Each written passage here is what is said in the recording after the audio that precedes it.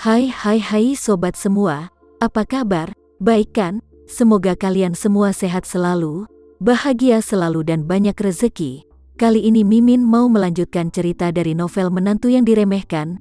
Semoga cerita ini bisa menghibur kalian semua ya, dan bisa menemani hari-hari kalian semua. Oh iya, jangan lupa bantu like dan komen ya biar Mimin tambah semangat uploadnya. Kalau begitu yuk langsung saja ke ceritanya, cekidot.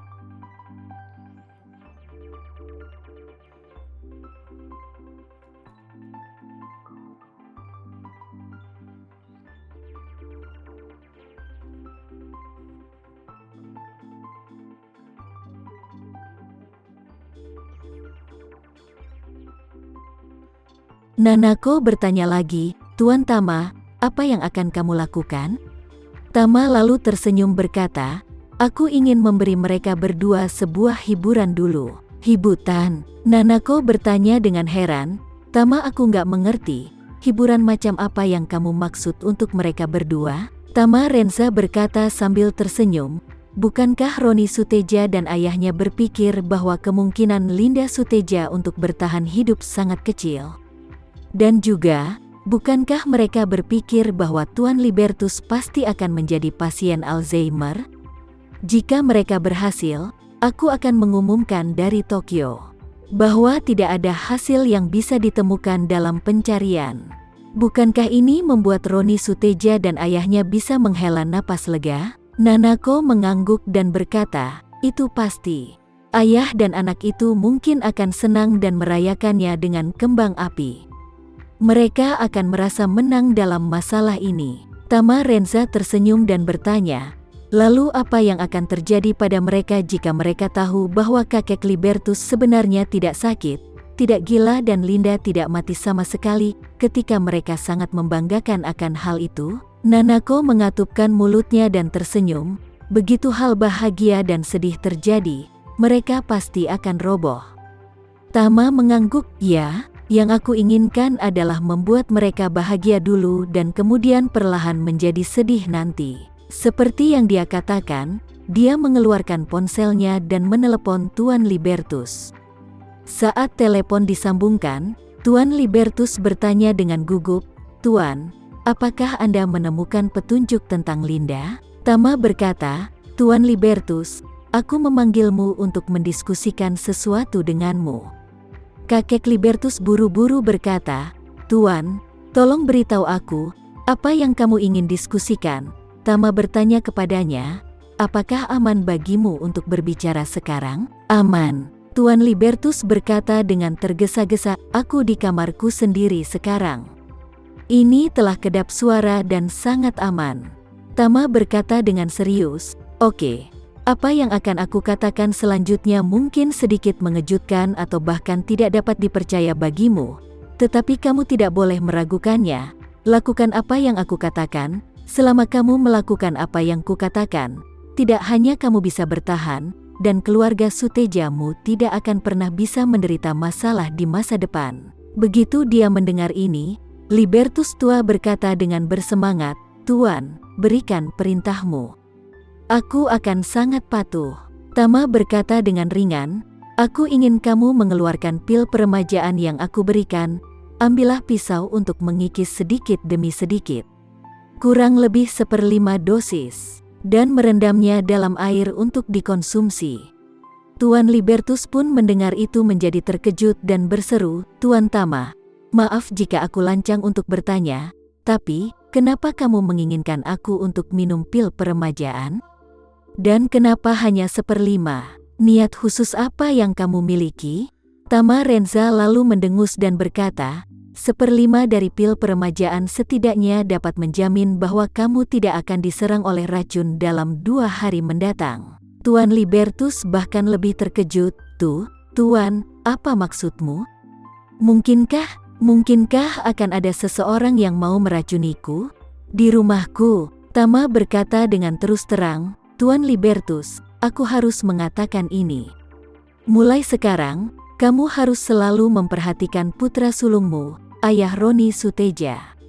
Bramasta, sejauh yang aku tahu, dia mungkin akan menggunakan semacam obat perusak saraf untuk menghancurkan otakmu.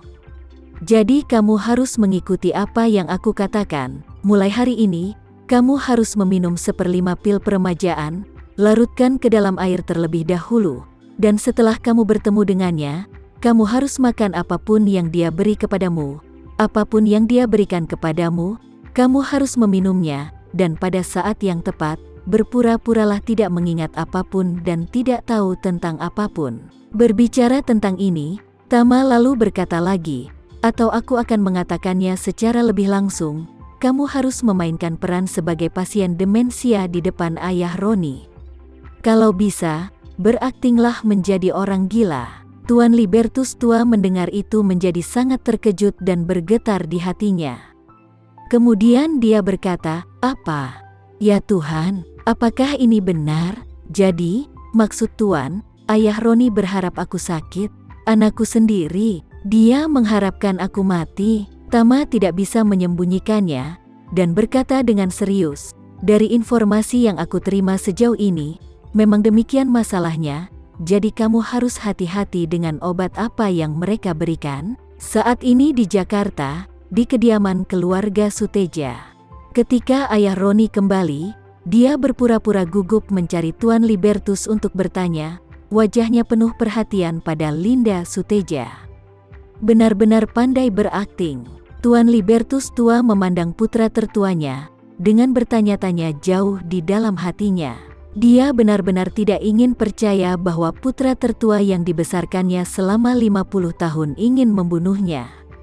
Jika kata-kata ini diucapkan oleh orang lain, kakek Libertus tidak akan pernah mempercayainya. Namun, ketika kata-kata itu keluar dari mulut Tama, bahkan jika dia tidak ingin mempercayainya, Libertus tua harus tetap memperhatikannya. Karena, di dalam hatinya, dia tahu betul bahwa kemampuan Master Tama ada di mana-mana, dan dengan karakternya, dia tidak akan pernah mengatakan hal yang tidak bertanggung jawab. Sehingga, karena dia berkata begitu, pasti ada beberapa bukti kuat yang Tama Renza miliki. Memikirkan hal ini, sambil melihat putra tertuanya ayah Roni, dia diam-diam berpikir dalam hatinya, sepertinya aku benar-benar harus berhati-hati. Mulai sekarang, aku harus memiliki semangat dan kesadaran penuh. Pada titik ini, dia berdiri dan berkata kepada ayah Roni, Bram, aku telah kelelahan dengan urusan Linda, dan tubuhku agak tidak sehat.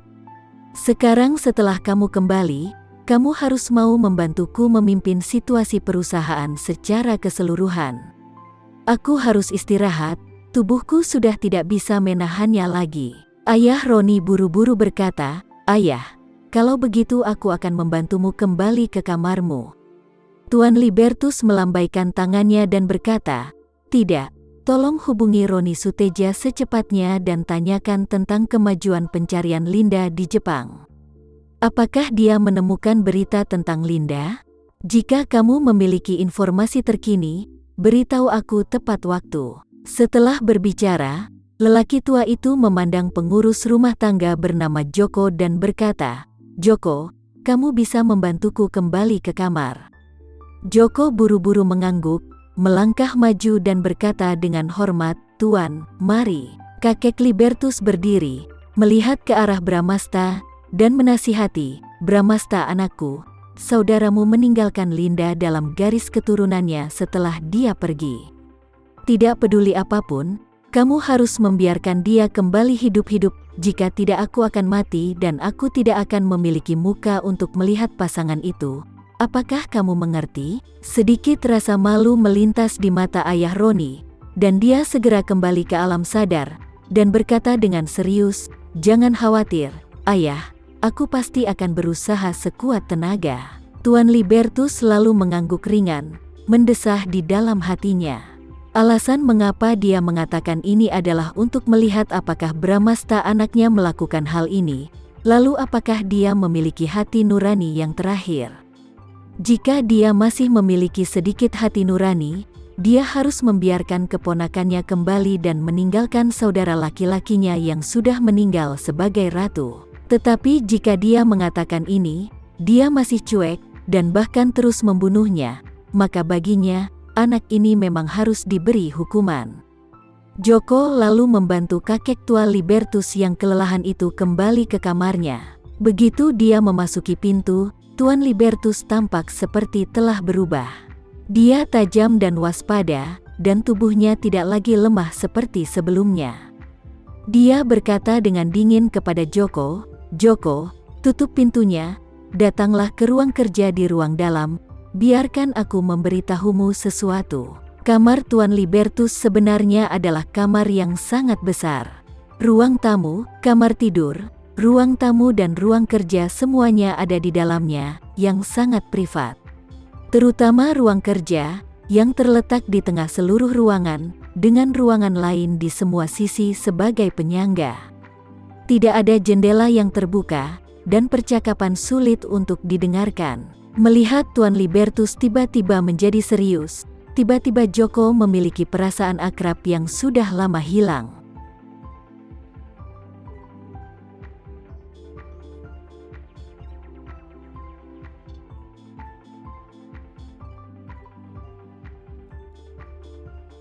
Sekian dulu ya cerita kali ini, kita lanjutkan lagi ceritanya di lain waktu. Oh iya, bagaimana menurut kalian? Semoga bisa sedikit menghibur kalian semua. Jangan lupa like, share dan komen ya. Untuk teman-teman yang baru nonton jangan lupa subscribe-nya. Hehehe. Kalau ada teman-teman yang ingin gabung langganan bisa langsung gabung saja untuk dapat fitur yang menarik dan sedikit membantu Mimin. Terima kasih sudah menonton. Sampai jumpa lagi. Bye bye bye.